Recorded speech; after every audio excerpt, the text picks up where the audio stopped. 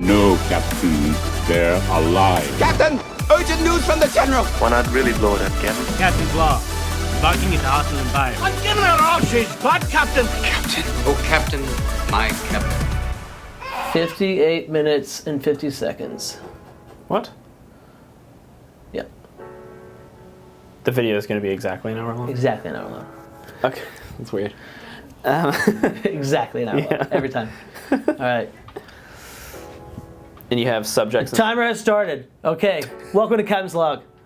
We have 58 minutes and 43 seconds, 42 seconds, 41 seconds, 39 seconds. We're wasting precious time. We're wasting precious time. So this is Captain's Log. It's our first deal. Oh, that's pretty cool. I like that. Yeah, I like that. You can see it. This will be exactly an hour-long conversation between myself and my guest, O-Town, this week. Probably always O-Town. But and I don't want to put a pin in it. We'll find out. Maybe my wife will have some conversations. But we're going to talk about a lot of different things. And I'm going to need my phone, so at some point I'll be getting in there to grab stuff. Sure. This is as close to a podcast as I'm going to get. And I would be remiss if I did not mention a great Unmatched podcast called Defender Resolves First. Check them out on Spotify. They do this all the time. I don't think it's video.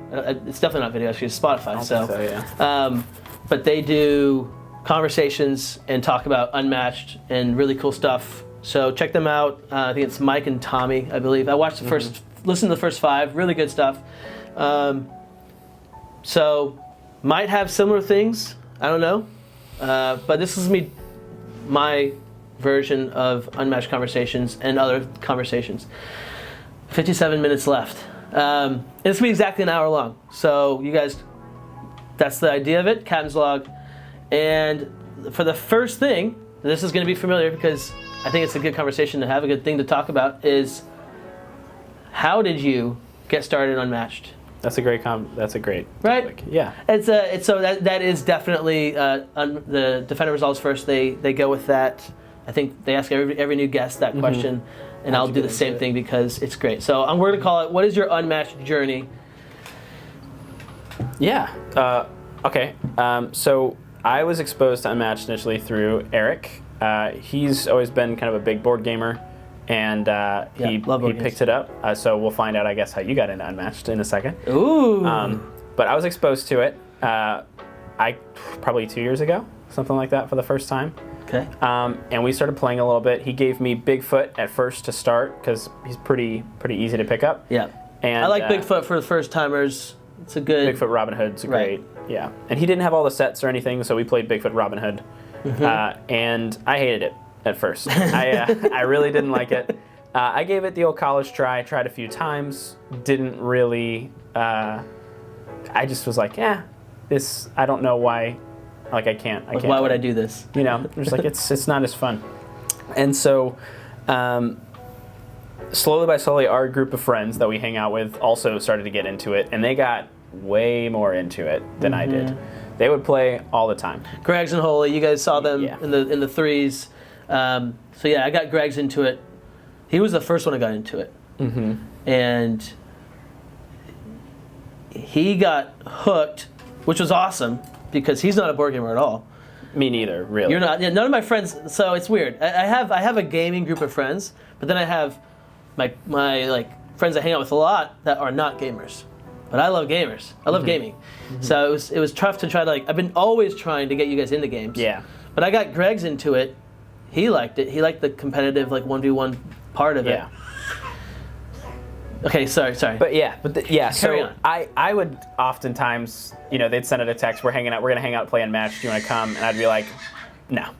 I would just be like, I'll come hang out, but I won't. Just let me know when you guys are gonna watch a movie or do something like that. Right. About a year goes by, and I get married, and over my wedding weekend, I'm pretty nervous for the wedding, and Eric brought Unmatched, and a bunch of people were getting into it, and so I was like, you know what, I'll give it another try. Right, was it the night, the weekend of the wedding, before the wedding, right? I brought all my sets, Yeah. And we played a lot. We played a good amount of Unmatched before your wedding. Yeah, and I was like, okay, I could definitely see. I started to play some other characters. Dracula was a big one. Who was the guy who he kind of got me into it. I saw the potential of like, oh, this could be really cool. And then for my honeymoon, actually, I ended up buying a couple of sets. Yeah. I sent him a lot of links. So I was like, okay, Yeah, this started one, out this with. one.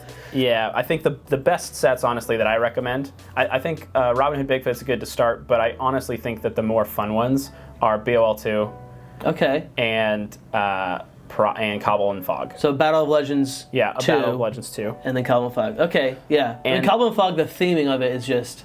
It's so good. thematic. And then Battle. Oh yeah, a lot of my favorite fighters are insane. A lot of my favorite. Legends 2. Yeah. Invisible Man, Jekyll and Hyde. I love Jekyll and Hyde. So thematic. But yeah, so we were in Costa Rica during the rainy season for our honeymoon, and so Caitlin, my wife, and I started playing a lot of Unmatched there, and we both got pretty into it, and I was like, okay. And that's kind of how I got hooked. Yeah. And so it's been almost exactly a year, I would say, since I started really getting into Unmatched.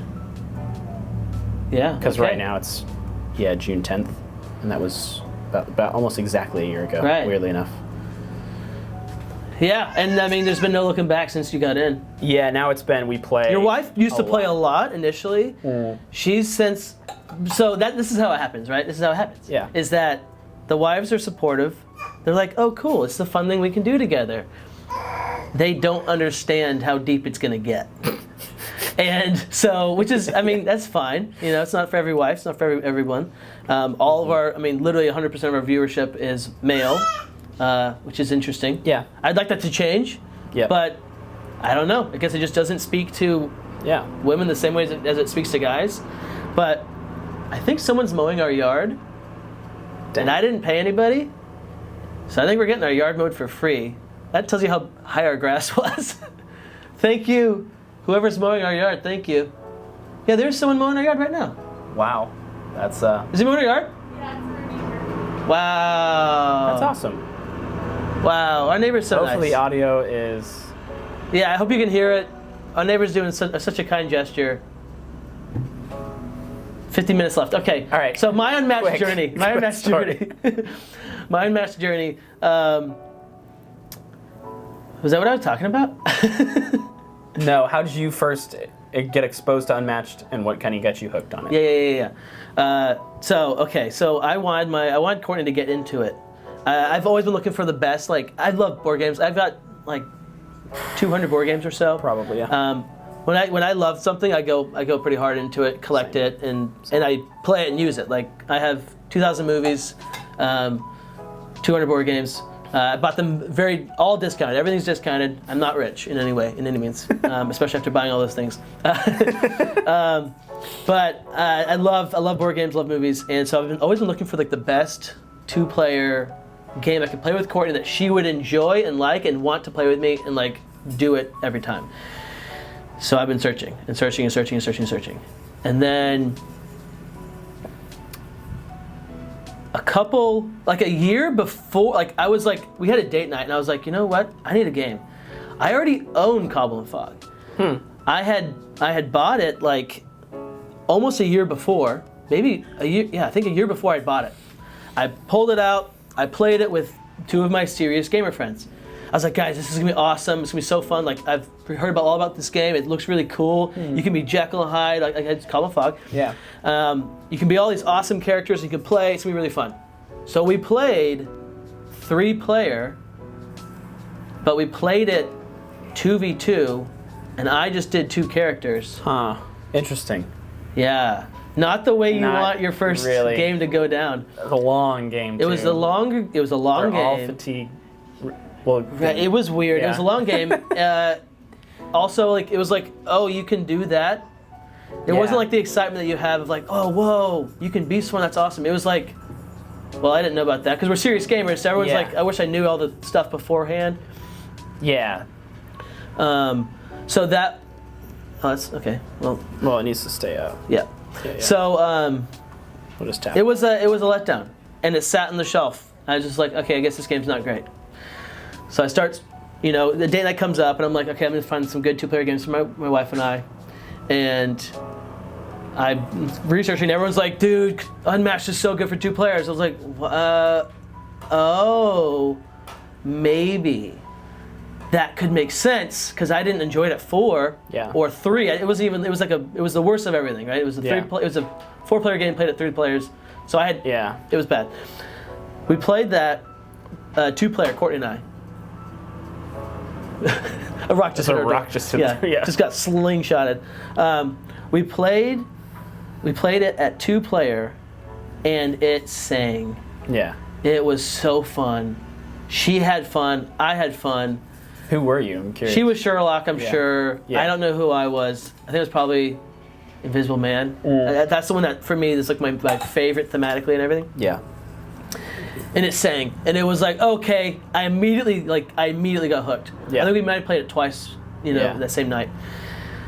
And then I was like, every day after that, I was like, Courtney, play with me, play with me, play with me, and she got burnt out immediately. And I was like, okay, I need friends to play. I need friends to play this game with. Like I have to spread the word. I felt like I had to now share this with everybody. Yeah. Because it felt so. It meets all the things. It's competitive for heavy gamers.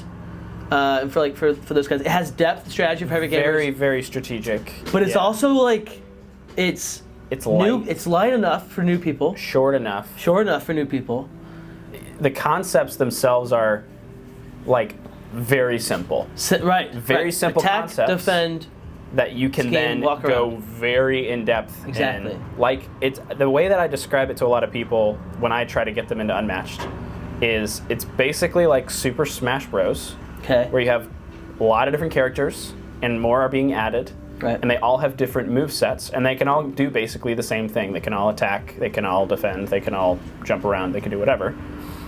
But they're all slightly different. Some are faster, some have heavier attacks that are slower, some are whatever. And then, but it's like mixed with chess because it's turn-based, right? And it's very strategic. And because there's differences in the fighters, you may play one fighter one way in a different matchup, and you may play another fighter a very different way. The same fighter a very different way against another fight because it's so thematic. And that's another thing that's really fun. The theme gets a lot of people into it. It's like who doesn't want to be Bigfoot, and then like against. Oh, Dracula? That sounds cool. That's a cool map. I would pay to see that. I would love to see that. And I think this is where I think it really gravitates to guys. It's what we did when we were kids. Exactly. And then, like when we watch a movie, you watch the movie, you come out of the movie, you're like, I want to be that. I'm Bullseye. You're this guy. Let's fight. Daredevil, let's fight. We're running around. Like we watch Tag as adults, and we're like, oh man, we're gonna go play tag. Let's have our lifelong dream be a 30-year game of tag. Right. That's how guys do. Girls watch movies. This is Courtney watches the movie and she's like, okay, that's good. It's like, Courtney, do you not? I'm confused. Like, do you not want to be that person now? She's like, no, I have no desire to be that person. Yeah. So okay. That's why we got into it. That's why we got into it. The theme, its accessibility, the strategy, the depth. However strategic you want to get, you can get. It never gets old. I think that's the big thing is because every matchup's slightly different. Right. And also it's kind of you're uncovering new things about fighters that you like and you're getting better at them. Right. And never you can play the same matchup. Let's say I'm this fighter, I'm fighter A, you're fighter B. We're fighting on this map, right? Yeah, a single one. Single map. If we played it just the exact same over and over and over again, it would still always be different because of the deck order. Because of deck order and because of, maybe trying to fatigue you, right? Right, didn't work. How you play it.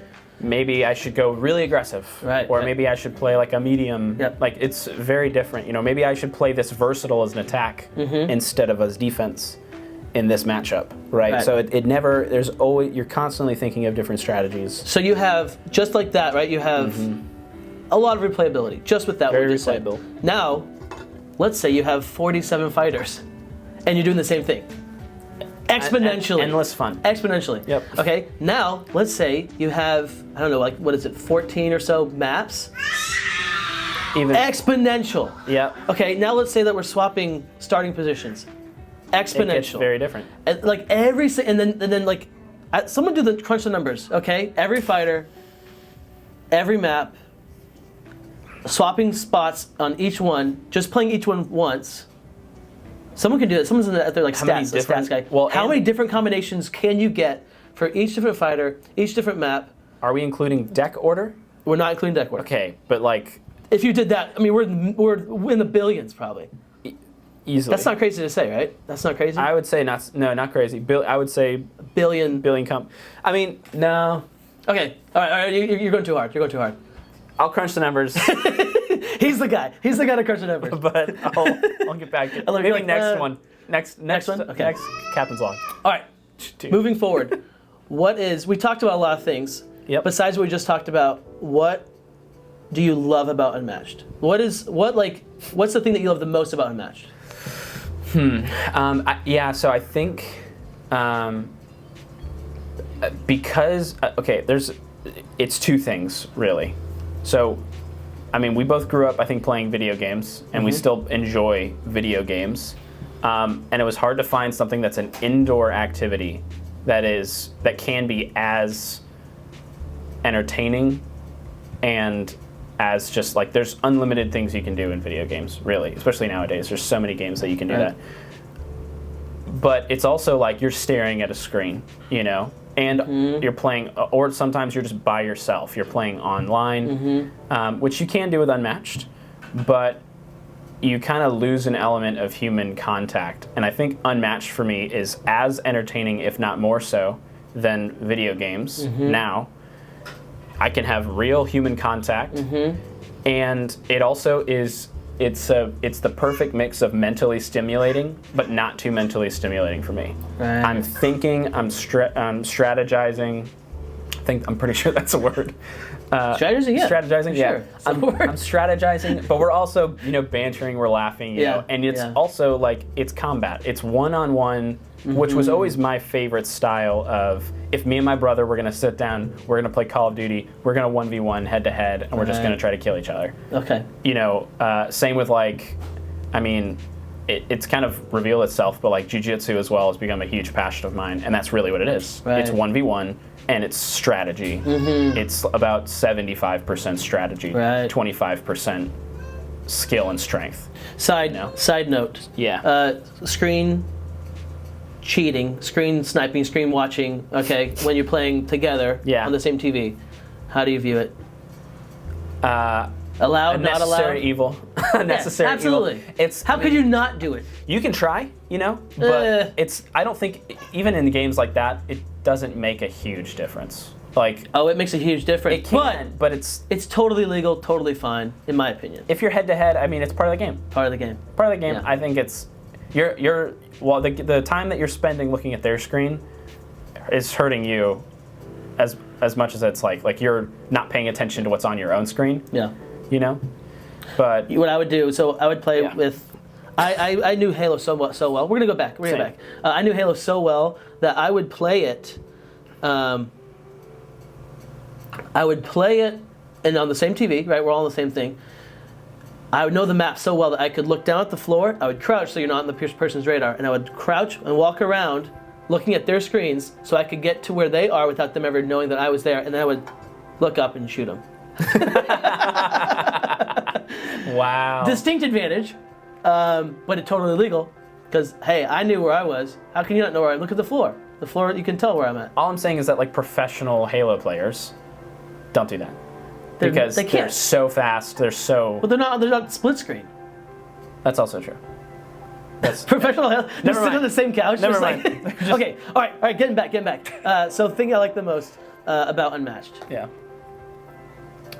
We've covered it. Yeah, I think so. Replayability else is just huge. Yeah, huge. Yeah. Those are all the reasons. Here's a little thing. One of my favorite things in the world, which is why I have a channel. One of my favorite things in the world is to bring joy to other people. That gives me the most joy. It's to entertain, bring joy to other people. Yeah. Which is why I have 2,000 movies, which is why I have 200 board games, because we'll have movie nights, we'll have game nights, and I want to always have the perfect movie for the right people. And it varies, right? Who's here? How many people are here? What time of day are we watching? What genres does everybody want to watch? What genres do we not want to watch? So I've got to pick the right stuff, right? I want to have so many options so I can give the right movie for the group. and you can attest. What, like 95% of the time, I nail it. Yeah. I would. Yeah. And it's like, whoa, that movie you never heard it before, or seen it before. You see it, and then boom, it's awesome. I guess 95 is fine. 95, I won't go for higher, but it's fine. Games, same thing. All right. Yep. How many players? How much time do we have? Right. So Unmatched really sits perfectly into a game. It's the only game that I've gotten my non-gamer friends to love. That's not a party game on a party game night. Yeah. It's not Jackbox. That for me is huge. All right. Next thing.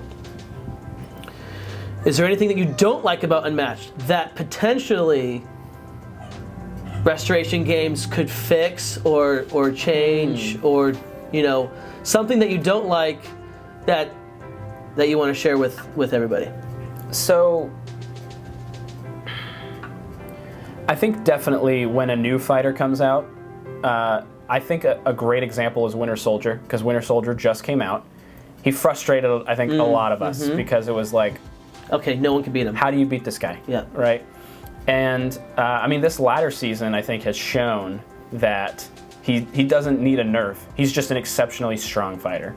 Right. And there is a strategy which blew my mind. I legit was like, we were initially like, he's going to get banned every game. Every single game. He will not, he will always be first picked, always be banned, like the Sherlock of old. Yeah, I agree. But but I think they do a great job, honestly, like looking back at it. The reason Winter Soldier exists, and I could be wrong, but this is me speculating, is because he then raised all the really aggressive fighters that are really fun to play, but kind of suck in the meta because of active fatigue fighters. A little spoiler. Ooh, whoa, active fatigue. What's that? Whoa. Okay. I prepped him with some of the topics we're going to talk about. Fatigue is one of them. But super aggressive fighters do very well. And they instantly, because of Winter Soldier, right? What happens in this latter season, right? Latter 16. Right. Winter Soldier is picked by the first person, and then somebody else can counterpick him with the Raptors. Which we're not even seeing Winter Soldier picked first, unless I'm only spamming Winter Soldier. You were, in this ladder. So, but yeah, most people are not doing that. You're still seeing. I mean, as far as win rates go, he's at bottom. He's very low. Down he's to the 40s. Second, yeah, I think he's like a 30 something. He's down the bottom, and Medusa's sitting up there with like a 60 something. Sherlock's right behind her. But regardless, though, I think what he balances out the current big four. Yep. Right, which are Elektra, Sherlock, Medusa, and I guess the other one would be Bigfoot. Yeah, he should be able to beat. He should be able to beat all of them and give them a good match, right? Which in Arsenal, right, is huge. There's 4 characters now. Right. So it should diversify Arsenal a little bit. But also, he raised the playability, I think, and the viability of really aggressive, fun fighters who had kind of fallen in the meta. With fighters that can draw a lot, attack a lot. And I think it just goes to show, right? Like, that's their way of balancing the game. Instead of releasing balance changes for fighters, is to release new fighters. You're right. Yep. And I think that really is just the great thing. The only bad thing about Unmatched really is just when you get arsenaled, which is honestly like part of the game. If you're playing, it's half the match is pick bans, which is fun. And so all right. We'll get there. We'll get there right now. Let's go there. So getting arsenaled, what is that? Arsenal's a format. Yep. What is getting arsenaled? So getting arsenaled is where after you do a series of pick bans, right? Okay. So we each have our fighters. Yeah. You each have your fighters. What happens is you blind assign matchups. Putting them out there. Boom, boom, boom, boom, boom. And some fighters just, in a competitive setting at a high level of Unmatched, just really can't win other matchups. Right. Or it's very hard. So let's say that we assign, unfortunately, you pick Inanga, I go Sinbad. Right. And I have either a 1 in 3 or 1 in 5% chance, right, of getting that matchup where I can just stomp you.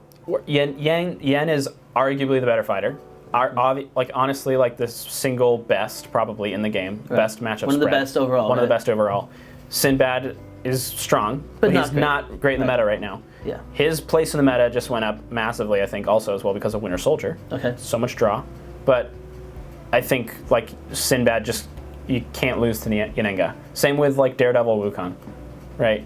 Wukong can't really beat Daredevil. Impossible. It's impossible. Yeah. So I think that's So when you get those matchups, unluckily, yeah, it's frustrating. really Okay. tough matchups. Yeah. So Arsenal the format, which is our favorite format. It's definitely our favorite. It was our favorite.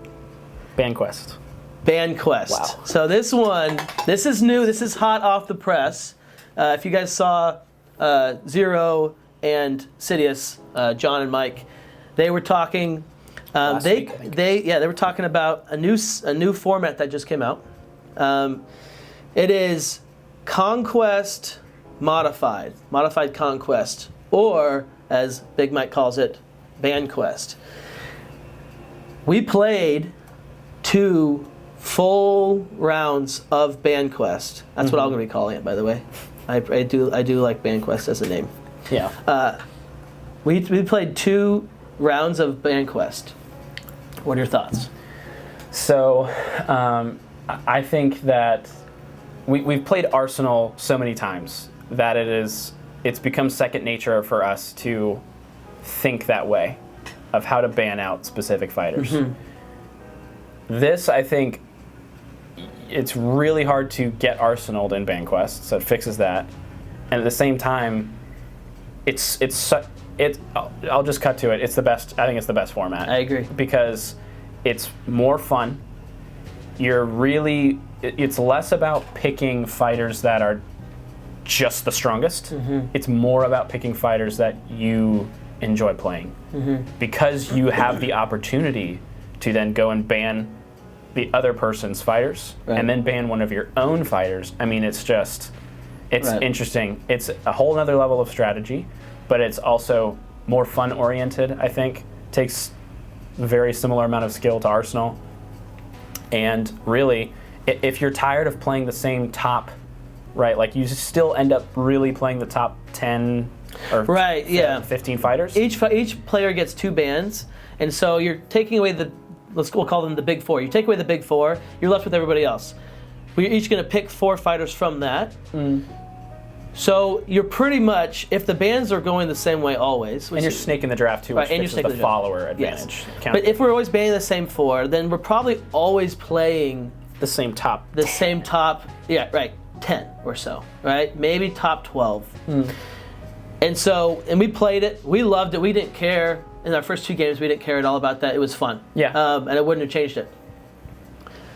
Absolutely, if you want to get more replayability and get down to like the lower tiers, which is something Arsenal does awesome, right? You could start with, because you start with all the fighters and you just start banding out based on what you're picking. You do end up playing. You end up getting mid-tier. to mid-tier. Yeah. If you want to get down to mid-tier, just increase the bans, and that's something that's really cool. Say, hey, okay, at the start of the game, let's each get 6 bans.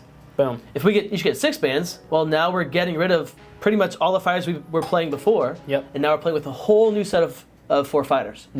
4 fighters each. Okay, well we get tired of those fighters and we don't want to go back to the top. Let's get lower.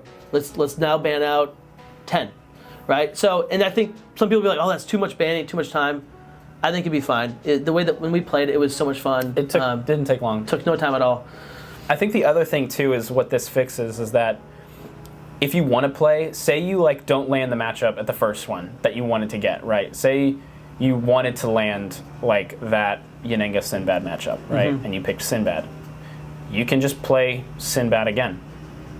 Right. Because they will have to play all their fighters. There's a lot of this is why it's called modified Conquest as well.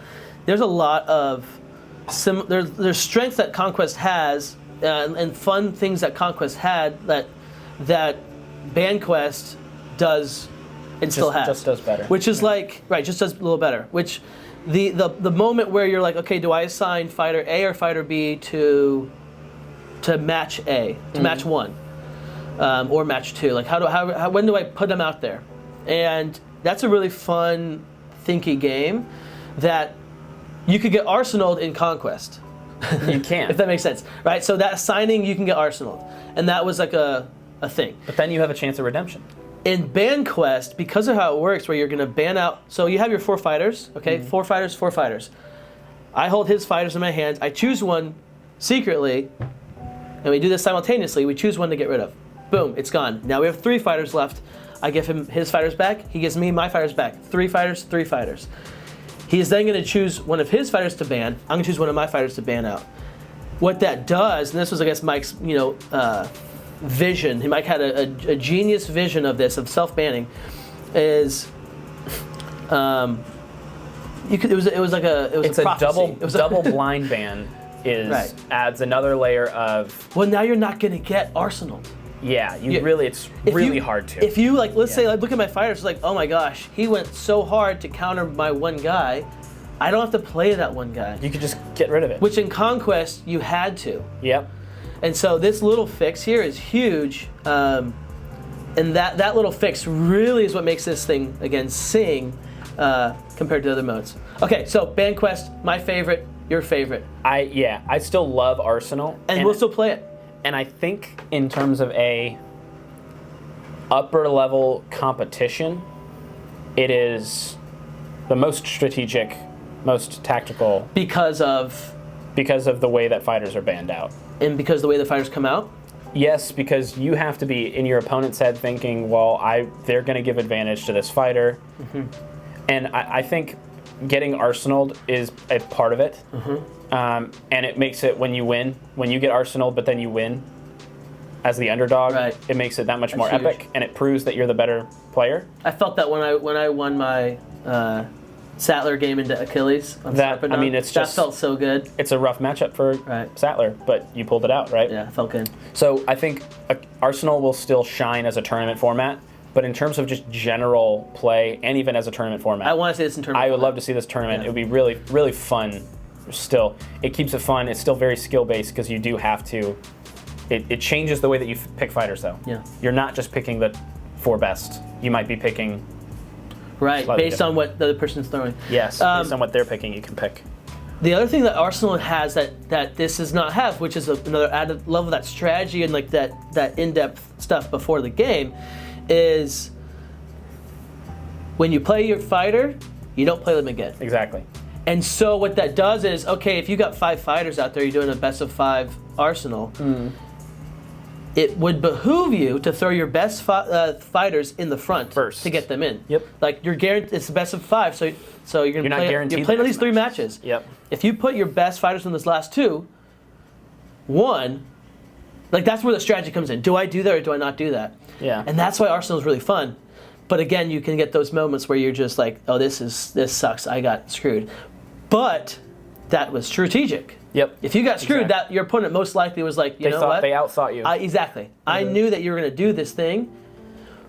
And so I think that's where it really, like you said, strategic, it shines, but the consequence is so severe. And it sucks for people that are not as into Unmatched, who are trying to get into Unmatched. Right. You can't play Arsenal with them, really. You have to know maps, you have to know matchups, you have to know position. You have to know almost everything. It rewards knowledge, right. Matchup knowledge, map knowledge, and opponent knowledge. The more familiar we are with somebody, it's like, okay, I know that you're going to do this thing. Oh, I know you like to throw these things, which also adds another layer of like, well, now that they know that, we've banned out like 16 or 20, 16 we to have 20 gone fighters deep into it because we play so much. We have a similar fighter pool. You're right. Yeah, I mean, there are definitely fighters that we prefer, but like those will make it through. But most of the top 12, they're like, you have to kind of do it. So, but regardless. So where we stand, I think, is we enjoy, as of right now, Ban Quest the most. Yes. But Arsenal absolutely has a place. Yeah. Then going to another question. Tournament coming up. Summer of. What do you want? Are you wanting Ban Quest or do you want Arsenal? Ban Quest. Ban Quest. I think Winner of Champions should be. I think, so you think a different format for each tournament? So Winner of Champions is one format. I think Winner of Champions should be Arsenal. I think it should be more hardcore. Okay. Summer of Legends, just Summer more of chill. Legends. Summer of fun, right? Hey, summer fun, summer loving. You're traveling, you're doing whatever. I think Ban Quest is still definitely it is still a very viable tournament format, and it proves that it's not too complicated for the community. I think the community response we've seen within like the last week has been overwhelmingly positive. Yeah.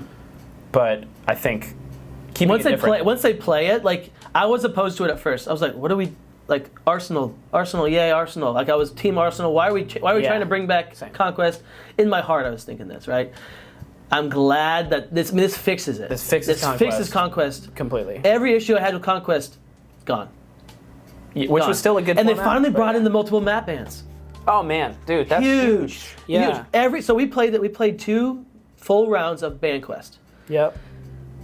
Every single game, every single match was close.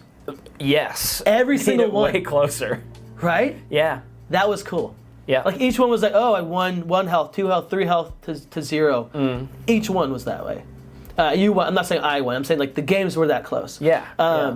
I mean, I definitely won a couple, and then you won. Yep. Yeah. I won each overall round, but for you that. won at least 1 game in second. You may have won 1 first. And that was awesome. I had a blast with those matches, and so I think it's here to stay. Yeah, I agree. I think it's a great improvement for Conquest, and it's viable, and we need both.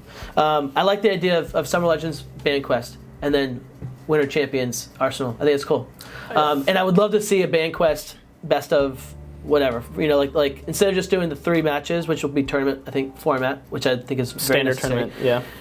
to see that longer in Finals. in the finals For sure. 5. I mean, 5, it'd be right? Gotta be 5. That'd be So awesome. you're gonna have 7. You'll each have 7. I mean, I think that's huge because Awesome. you're gonna go so deep, You go so deep. Yeah. and you're gonna get stuck probably with some fun fighters, which I like. Right. It keeps it I interesting. think it's cool. Yeah. Okay, next one. We'll save the other format conversation for later. Okay. Yeah, we'll save the other format conversation for later. So next question. We got 22 minutes left. We're doing well. I'm really having a good time. Strategy deep dive. Let's just start it. We may not get to the whole thing, but let's start that conversation on fatigue. So Yeah. It's a long conversation. we're going to talk about fatigue. We were playing. It came up in our match for sure. We had Wukong versus Sherlock, and that was an interesting match. It went to fatigue, but in a weird way. I crunched some numbers, and we had been talking about it, right? And I crunched some numbers and found a passive fatigue number, rating, whatever you want to call it, of how many turns this character would last, this fighter would last, only maneuvering, only playing passes, only playing heals, without ever attacking, without ever defending. Yep. What's that number for that fighter? Yeah. How long would that fighter last? I'll just pull it important out to right know. now. Yeah, Yeah, it's yeah. important. So I call that the passive fatigue number. Yeah. All right? And for the passive fatigue number... Let's define. Okay, go. So I was kind of thinking, right, like, about, like, if you do that versus if you actually played a game, right? If you actually played a game, you guys are not just going to sit there and do that. We're just not just going to double maneuver and play passes. I think it's important to know that number because at a certain point in the game, you may be able to just do that. Right. You have to know when the imperative is on the other person, when the imperative is on you versus the opponent. When do I know that I have to go in order to stay in the game? Or if we run away now, is it guaranteed victory, right? Mm-hmm. So that's passive fatigue. I kind of came up with the terms active and passive fatigue. Active fatigue fighters are generally better. And I started to work on a sheet as well. We'll probably post the link in the description. It's going to be an ongoing analysis of fighters. But in general, your active fatigue fighters are better and more versatile. These include fighters like... Well, okay, pause before we get into that. Yeah. All right, so passive fatigue. Oh, yeah, we got off. Yeah, so sorry. passive fatigue fighters. The strongest 4 who can go the furthest without doing anything. Mm-hmm. I want you guys to guess. You take this moment. Pause the video. Yeah, pause the video. Comment in the description. Say, okay, these are my guesses for the top 4 fighters. 2 of them, I think you will get to. You will get. 2 of them. Well, yeah. There's some interesting ones. One of them for sure is shocking. But also very cool. All right, so I'm going to tell you now. Hopefully you guys have paused it and commented. Top 4 are. I'll start below. Let's start. It's based on the number of maximum turns you can take in a game. Maximum turns you That's the can take value. in a game. Maximum turns without ever fighting, without ever doing anything. Yep. So I've got some numbers. I did T-Rex and Sattler way back when. T-Rex's number is 15. It's very low, but also higher than I thought it'd be. Yep. Because you can just recur your passes with passes. So Sattler's is 16, and then now these are the fighters that I think are. I didn't do all the fighters, but these are the fighters that are viable. I think with. Yeah, you can narrow it down. You can narrow it down, right? So we have Bigfoot at 19, pretty good number. Little Red at 20. We have. These 4 are interesting, and you might have included one of these in the top, probably both, maybe you included 2 of these guys that you think in the top, but we have the entire Cobble Fog set coming in at 21, which is cool because Dr. Jekyll and Mr. Hyde can do that. And how you do that, by the way, is you play your... Shoot. I don't know the name of it, but the cards that let you... You reveal the top card of your deck and deal damage to an adjacent fighter. Based on the boost value, and then it goes into your hand. Is it... Oh, shoot. Madness. Post a picture of it. The way that I don't know. The way that works though is you play as a pass. You play it. Yeah, you do it at the very if your end. deck is empty, you don't have to do that, and you just play as a pass, and now you've gotten an extra turn. So, Jekyll, Hyde, Invisible Man, Dracula, and Sherlock are all coming at 21, which is also crazy because Dracula's health is 13. Yeah. So that's wild. Yeah. Then the top 4. We'll end with the most surprising. So the first one we have Elektra. No surprise. No surprise. She can go through her deck twice. 22. These are all at 22, by the way. She does have to boost, I think, if you're counting the fact that she boosts. Right, you're right. So not necessarily boost. Going into your second life, you have to have 4 or less cards to get to 22. Yes. If you have 5 cards, you will die at 21. Yeah. Interesting. Deadpool. That's a shocker a little bit, but also not really. Right, Deadpool, and he could last so. I mean, with his attacks, when we get to active, with his heal, he can go forever. But he can do his 4. He can do his 4 schemes. Right, he plays 3 of them and then recurs them back with his dumpster dive. Yep. And then plays them again. Beowulf. I think we saw that coming. Beowulf is a very big, a great fatigue fighter. And then the fighter that I love to go into Beowulf and beat because they don't think I can go fatigue. Moon Knight, 22. Yep. Moon Knight. And here's another weird one that you need to basically start, I think within your first 2. The first turn of fatigue has to be done as Khonshu, if I'm not mistaken. Yeah, well, actually, sorry. It's the second. I said first when we talked. It's the second turn of fatigue because of the first one you're actually going down. You have 1 card, so you would discard it. Sorry. You draw the last card, and then you take 2 points of fatigue damage. So that would be a wasted turn as Khonshu because you're only taking 2. Oh, I see. So it's the next one or the third one. As long as you do those 2 as Khonshu, so you're always taking. So you're dodging 4 damage. Yes. Yes. That is where he can get to 22. So those are our top ones. Wukong comes in at 17 at the base, but also with a max of 21. But that is passive, and Wukong is the reason I think the active conversation is so interesting. So kick it off with active. Yes. Oh, and real quick, before we go any further, just for people who are not aware, what a pass is a scheme that you can play, and it net draws you 0 cards and net gains you 0 actions. Right. So basically it doesn't push you any closer to fatigue. Yep. You don't have to attack the person. You can just play it as a card. And Luke Cage, no passes, 2 schemes, but they gain actions. Yeah, exactly. So the active conversation came up because a lot of times you find yourself fatiguing against fighters like Sun Wukong, which if you were to just maneuver back and forth, he would die before a lot of people, right? Because he has 1 pass. Right. However, he does have recursion. Recursion is where you net gain cards, not net gain actions. You're basically, it's the equivalent of not playing a card at all. It's actually better than a pass because you're playing a card and getting 1 back, or potentially multiple back.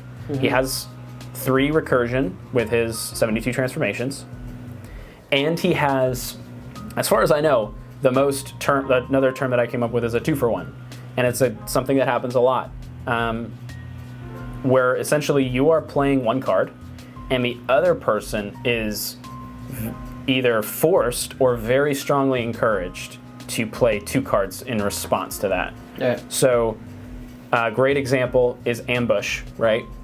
Ambush, you're playing a card, the other person defends, and they're forced to discard another card as well. Yeah. So that's a 2-for-1.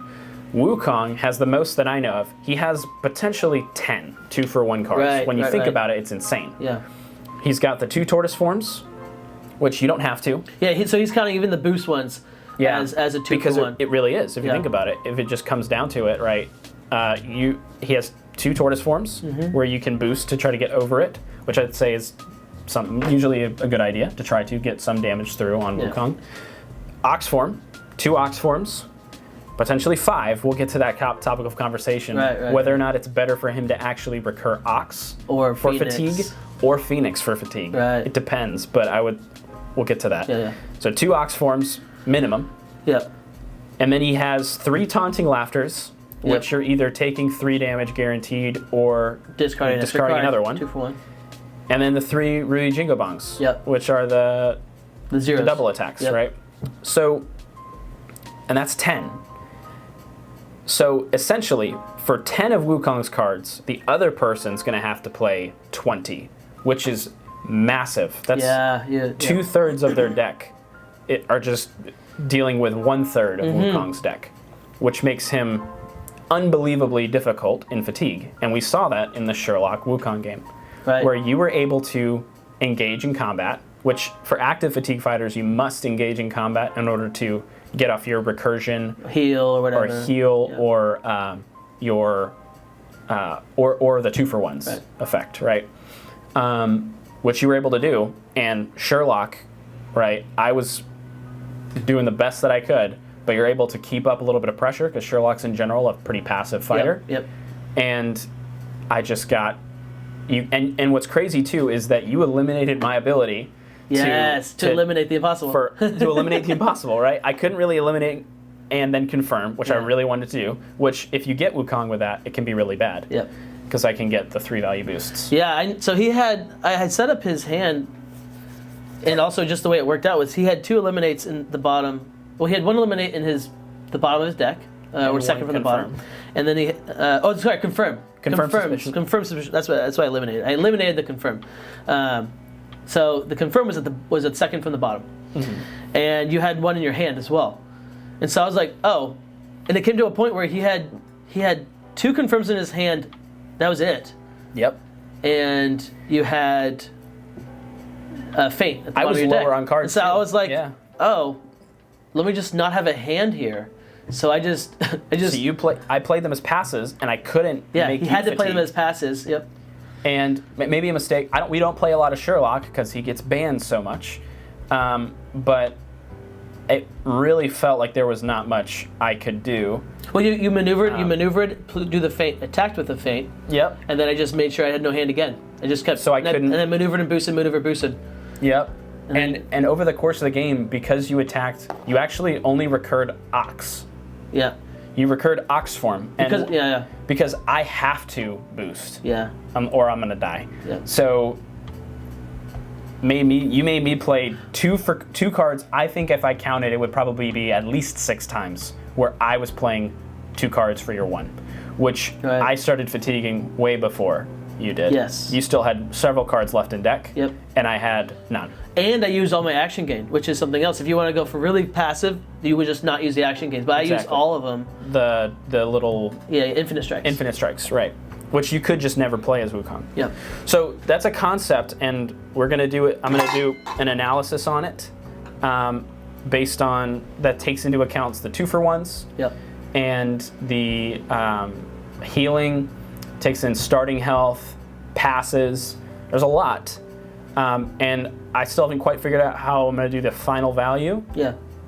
But it'll be probably an arbitrary number that rates the fighter. I think that's probably just rating them like We'll see. Like this one's the best at passive and active, like combo, or like this one's the best at active. best all around. This, right, and then you like have different like if we just like okay, if Electra is the best passive, she's or they all 4 fighters get 1, okay, of 1 rating, and then you go down the line, right, 1 1 1 to all the passives, and then you look at the actives and you go okay, 1 1 1, like you go down the line in descending order, who has the lowest number between the two, that's the best overall fatigue fighter probably. Well, I would say no. I would say that okay. because I would say yes, but go on. okay, so in general, Yeah. right, as in terms of ranking fighters, right, the trend that you see is that in general, active fatigue fighters tend to be stronger overall because they can deal with aggression better.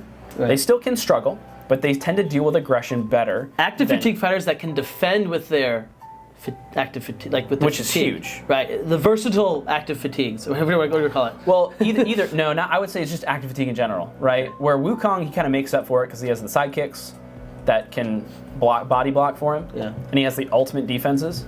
But depending on the matchup, you're still going to make the other person fatigue first by even engaging in combat with them and then running away. Now, against a passive fatigue fighter, an active fatigue fighter will tend to do better, because they can engage in combat, whereas really what the passive fighter wants to do is to just avoid combat because they know they're going to win. So Sherlock, for example, is a passive fatigue fighter. Right. And he's actually not the best. He's really good because a lot of his passes are actually 2-for-1s. We'll take this into account. And they deal damage. And they deal damage. He's got the punches. You're dealing damage with the punches. Well, not that. I'm talking about his. I'm just talking about damage. The amount of damage that he deals, which is it's one of the reasons why he's one of the best fighters, because he's just With walking his away from you schemes. and he's just dealing you damage, He's dealing you damage back, yeah. So he's really strong for that reason, but if he is forced to engage constantly, so against someone like Wukong or Yanenga, who can apply pressure as an active fatigue fighter, Yep. Sherlock is going to be playing 2 cards for 1. Yanenga has quite a few 2-for-1s as well, which makes her very solid. He's going to be having to defend, otherwise he's going to be trading damage. Right. And not dealing it back because he has to maneuver away to draw cards. Passive fatigue fighters also generally don't have a lot of card draw, where their card effects draw them more cards so that they can be more passive. Right. So a trend that you see is the best fighters in the game, Winter Soldier, right? He's an active fatigue fighter by definition because in order to recur, he has the best recursion in the game. Yeah. But he has to attack at some point or defend. So Daredevil and Winter Soldier are arguably the best fatigue fighters in the game because the threat is there. Winter Soldier definitely. Infinite is better than non-infinite. It's definitely better. Yeah. Right? And so they'll out-fatigue people like Wukong. Yeah. But they also they don't struggle as much into aggression as fighters that are like Invisible Man, right? He's kind of an exception because he has a lot of good defense. Well, we'll put it on the board. Yeah, it's interesting, but that's just a conversation that it's good to think about because if you know this about another fighter, so a matchup, just one example before we move on, before we're done, is I was Genie. He's my favorite fighter, and I got stuck against Yanenga for this last match of Team League. Okay. And so in my head, I know Yanenga's an active fatigue fighter. Right. So I know that she has to engage, particularly Yanenga has to engage in order to make me play 2-for-1s. That's really the way that she fatigues you is she has quite a few. 5, quick count. She has the 3 double attacks. 3 double attacks. She has 2 shield formations. Yep. And she has the 2 archer cards that make you discard. 2 archers. Now, and then she has, I can't remember if she has anything else. I think that's it. I think that's mainly it. That's a lot. That's 7. But she has a lot of versatiles as well that give her lots of movement and mobility. Anyways, so in my head, as Genie, who is also an active fatigue fighter, I play for fatigue. Because I know that if I don't engage Yanenga, and I only attack the archers over the course of the game, The archers will be able to play their little 1 value card that makes me discard 1, right? Yeah. But I can discard one of my useless cards. Yeah. One of your draws. One of my draws, right? That I don't want to play. I make Yenenga discard. I can play for combo because she has basically no look at my hand and take away. Yeah. Which is combo is where you have all 3 wishes. You make them discard their whole hand, then you attack them undefended. And then even if I do get stuck and I attack into a shield formation, I don't care because I'm going for fatigue. So I keep my card and I use it to attack the archer so that Yenenga doesn't make me discard and push me close to fatigue. Right. And it worked very well. It was still a close Now you game. You did combo Yenenga, right? When the archers were dead, didn't you attack I did Yenenga? combo. Yes, I did attack, and You saved up because she can't make you discard, so you saved up your wishes. my wishes. I still played active fatigue as the genie, but a specific strategy of it because I know what Yenenga's deck consists of. Right. Right. So, and also, yeah, just giving her useless cards as well, making her have archer cards that she can't play, that kind of thing. Right. And then eventually it gets to the point where I can just maneuver away because I'm making her discard 8, and she's not making me discard as many. I think something useful for you to crunch in your brain and on your laptop is because, like, okay, cool. So we have 2 concepts. So you have active and passive fatigue. When do I use what? So I think the conversation that would be cool to have would be, all right, here are the fighters that you want to go into with passive. Here are the fighters you want to go into with active. Here are the fighters you don't want to go into at all for fatigue. You know, and have like a that spreadsheet. You can't fatigue, yeah. Have a spreadsheet like that where it's like, okay, this is what these the are matchup spread, right? And what your strat should be. Now it's interesting because if you gave that information, that's huge. Yeah, that's huge. So you may want to hold that just close to your play chest, that close to the chest, right? And not give that off. But I think I won't. I think I won't do that just to keep it interesting. But I think knowing the concept and understanding the concept is going to better the Unmatched community and will help people who want to get better at Unmatched start to think about overall concepts and long-term strat. Right. Where Yenenga long-term strat, really, she's a tempo-based fighter. We should maybe next to Captain's Log we talk about win cons. We talk about an overall strat, right? Whether or not you go aggression, fatigue, or tempo. Sure. Really are the 3 big ones, and depending on or value, right? Yeah. There's the value game, so that'd be a really good 2-minute conversation warning. to have. Yeah, 2-minute warning.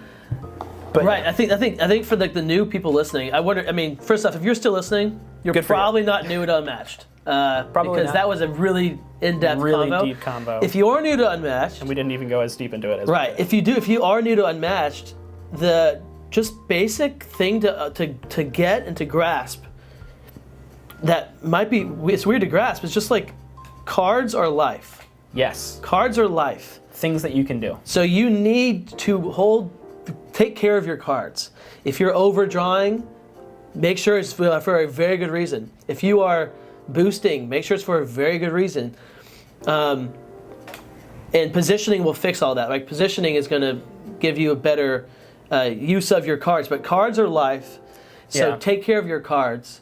If you're thinking about the best concept to have in your brain is if you're thinking about how can I get the best value out of each card by using it, that's going to help you with positioning too. Because all right, in order to use this card next turn, I need to be X spaces away from this person, right? Okay. Or I need them to be blank, right? So be thinking about that concept, right? You want to be able to use all your cards and not ever waste them by overdrawing. Overdrawing is what hurts most new Unmatched players, I would say. Or having to boost because you didn't position well. Yep, or boost. Center stage. Yeah, that might be another conversation as well. Another combo. 30 seconds left. By the way, when this timer hits the end, it'll be over. We're wrapping. I think there's a 10 to 12 second window where we just get to close it out. Okay. Thank you guys for watching. We got 15 seconds left. Thank you for watching. The things we didn't get to in this Captain's Log, we'll get to in the next one. And the things we don't get into that one, we'll get into the next one. Comment if you have things you want to talk about. Yeah. Comment with your questions, things that you want us to discuss. We're so close. Now hear this. This is your captain speaking. What a turnout! What happened here was a miracle. The idea was to bring together a group of remarkable people. Ladies and gentlemen, you have now seen the impossible. I did my friend. I thank you for your support. Couldn't be more proud of you. You're the heart and soul of this team. You and I are a team. Nothing is more important than our friendship. We need you, man. I have you to thank. Couldn't have done it without you. This is for you, buddy. So without further eloquence, Thank you.